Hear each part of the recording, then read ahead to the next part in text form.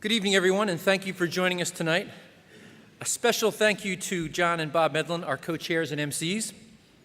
We assemble this evening to pay tribute to our founder, Sir John Colborne, and to bask for just a moment in his reflected glory.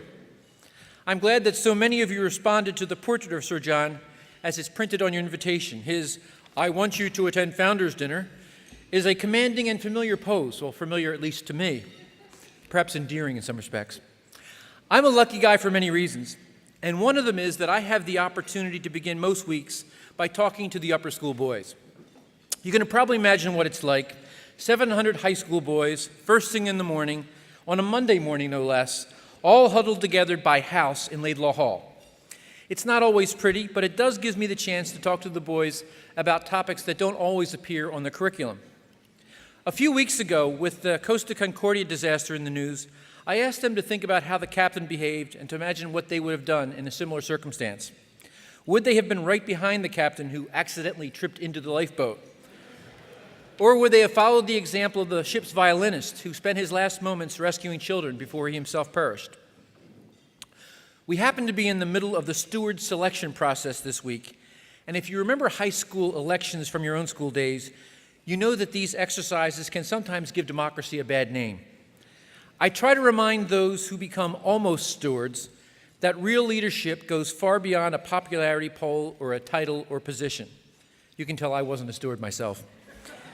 It's appropriate that our keynote speaker tonight, John Stackhouse, an old boy and parent, titled his speech, "Your Time to Lead."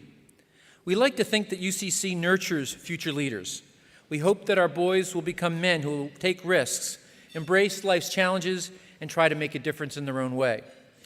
We want them to be ready, not just for the sunny mornings in Disney World, but for those gray, drizzly February nights when the challenges of life are all around them. We want them to have their moral compass with them at all times, especially for those times when they'll face the test of character. And we want them to be ready for those moments that separate heroes from posers.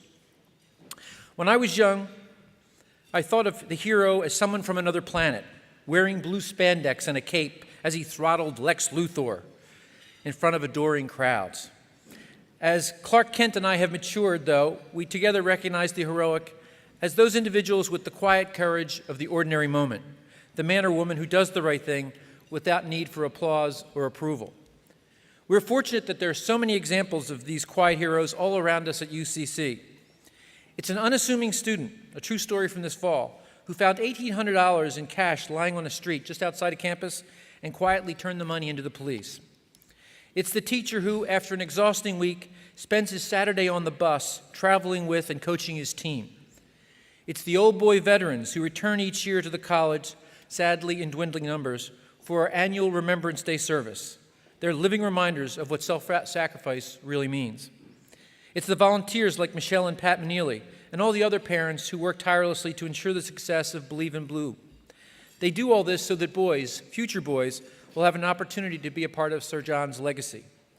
It's tonight's recipient of the John D. Stevenson Award, Holly Miklas, who's an incredible community builder and such a frequent volunteer presence at the college that we've considered giving her a permanent office space. Let's also remember the man whose birthday we celebrate tonight, our founder, Sir John. Not only did he heroically lead troops into battle at Waterloo, but as Lieutenant Governor of Upper Canada, he risked his reputation and made a controversial decision to establish a school that he knew the growing country desperately needed. Today, UCC owes everything to that quiet act of courage. It's my hope that the takeaway from the story of the Costa Concordia should not be the dog ate my homework rationalization of the tripping captain, but of the courageous musician who saved others by putting their needs first. Finally, I have one more leader that I'd like to publicly thank, our outgoing Vice Principal, Ines Van Nosteren, old boy class of 1982. As many of you know, Ines will be leaving UCC in June to become the principal of Appleby College.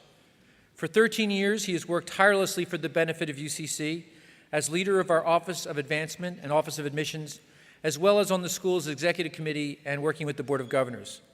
I'm grateful to have Ines as a colleague, mentor, and friend. Please join me in saying thank you to Ines as we wish him well at Appleby.